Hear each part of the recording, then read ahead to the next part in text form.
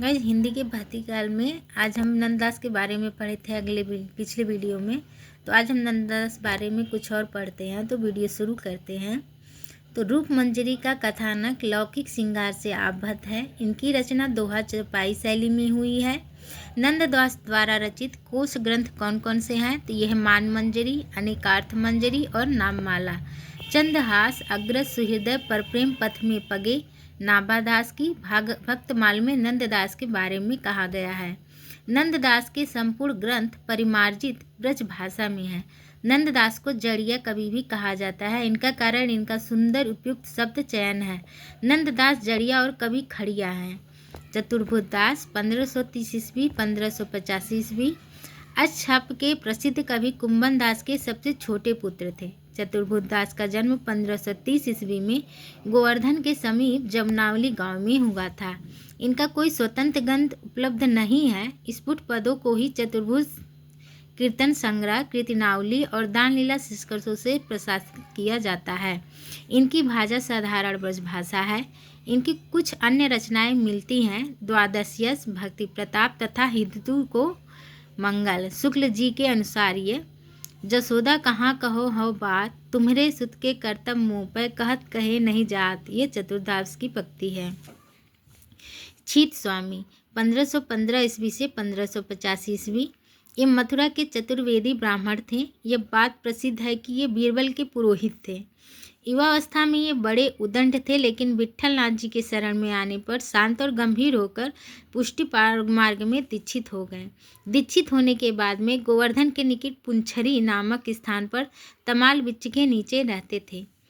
इनकी कोई स्वतंत्र पुस्तक नहीं मिलती, मात्र फुटपद कल पद मिलते हैं। इनके पदों में श्रृंगार के अतिरिक्त ब्रजभूषी भूमि के प्रति प्रेम वंजना पाई जाती है।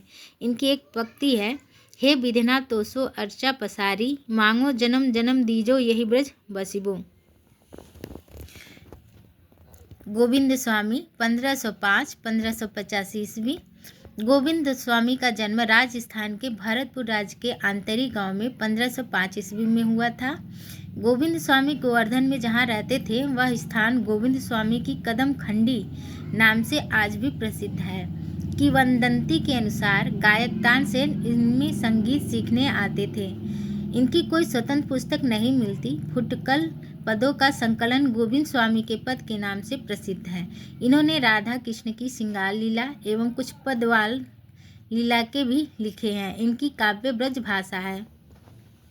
निम्बार्क संप्रदाय के भक्ति कवि हैं निम्बकाचार्य, शिवभट्ट, हरिवासदेव और परशुराम देव। निम्बार्क संप्रदाय कृष्ण भक्ति से संबंध रखने वाला ब्रजमंडल का प्रमुख वैष्णव समुदाय है। निम्बार्क संप्रदाय के प्रवर्तक निम्बकाचार्य का जन्म निम्बापुर नामक स्थान पर हुआ था। इनके बचपन का नाम नीमानंद था। निम्बार्क का अर्थ होता है नीम के पेड़ पर सूर्य का दर्शन करने वाला। निम्बकाचार्य ने 5 प्रश्नों की रचना की है। वेदांत परिजात सौरभ, 10 श्लोकी, श्री कृष्ण स्तवराज, मंत्र रहस्य खोड़सी और प्रयपन्न कल्लपल्ली। राजस्थान के सलेमाबाद स्थान पर निम्बार्क संप्रदाय की सबसे बड़ी गद्दी है। शिवभट्ट निम्बार्क संप्रदाय के प्रसिद्ध विद्वान केशव कश्मीरी के प्रधान शिल्प थे। शिवभट्ट का जन्म काल संवत 1515 माना जाता है। इनके द्वारा रचित पुस्तक का नाम है युगल शतक और आदि बानी। युगल शतक 100 पदों का एक ग्रंथ है। इनकी भाषा ब्रज है। भाषा में संस्कृत के सुकोमल तत्सम शब्दों की बहुलता है। हरिवासदेव शिवभट्ट जी के शिष्य माने जाते हैं। इनके द्वारा लिखित 5 ग्रंथ बताए जाते। इनमें से 4 संस्कृत में हैं और 1 ब्रज भाषा में है।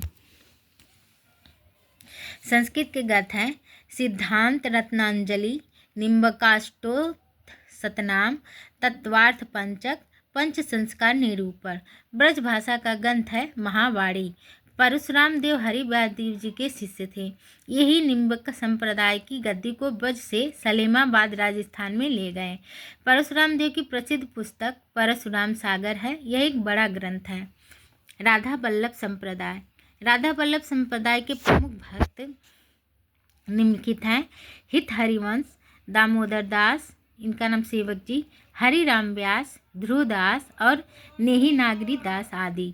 राधा वल्लभ संप्रदाय का प्रवर्तन हित हरिवंश ने 1534 ईस्वी में वृंदावन में किया। इस संप्रदाय के मंदिरों में राधा का विग्रह कृष्ण के साथ नहीं होता है। श्री कृष्ण के बाएं तरफ में वस्त्र निर्मित एक गद्दी होती है, जिसके ऊपर स्वर्ण पद पर श्री राधा शब्द अंकित होता है। हित हरिवंश का जन्म मथुरा के पास बाद नामक ग्राम में 1502 में हुआ था। हित हरिवंश जी कृष्ण की वंशी के अवतार कहे जाते हैं। इनकी पुस्तक का नाम है हित 84। दामोदर दास सेवक जी पर लिखी गई पुस्तक सेवक चरित्र किसकी रचना है? तो ये प्रियदास की रचना है। हरिराम व्यास ओरछा नरेश मधुकर शाह के राजगुरु थे। हरिराम व्यास की रचनाएं व्यासवाड़ी 758 पद और 148 दोहे। रागमाला अप्रकाशित, ये पुस्तक प्रकाशित नहीं हुए। इसमें 604 दोहे संगीत शास्त्र। तीसरा नवरत्न और स्वधर्म पद्धति संस्कृत और अप्रपाय। ध्रुवदास का जन्म देवबंद सहारनपुर में एक कायस्थ कुल में 1573 के लगभग हुआ था। वियोगी हरि ने मजबाधुरी सार में इसके 40 ग्रंथों की सूचना दी है। आचार्य शुक्ल ने इनके की संख्या 40 मानी है। नाभादास के भक्तमाल के अनुकरण पर इन्होंने भक्त नामावली लिखी है। इनकी प्रमुख रचनाएं हैं ध्रुवदास की दान लीला, मान रसलीला, ब्रज लीला, हित सिंगार लीला आदि। ये श्री हित हरिवंश के शिष्य स्वप्न में हुए थे। ध्रुवदास रस सिद्ध कवि माने जाते हैं। संप्रदाय निरपेक्ष कृष्ण भक्त मीराबाई मेतड़िया मेतड़ा के राठौर रत्न सिंह की पुत्री, राव दूधा जी की पौत्री और जोधपुर के बसाने वाले राव जोधा जी की पौत्री थी। मीराबाई का जन्म संवत 1573 में चोकड़ी नामक के एक गांव में हुआ था। इनका विवाह चित्तौड़ के राजा सांगा के ज्येष्ठ पुत्र भोजराज से 1516 में हुआ था। अपने ससुराल वालों के दबाव के कारण ये पहले वृंदावन फिर द्वारका चले गए। द्वारका के रणछोड़ मंदिर में इनका शेष जीवन बीता और यहीं इनकी मृत्यु हुई। इनके द्वारा रचित कुल रचनाओं की संख्या 11 मानी जाती है।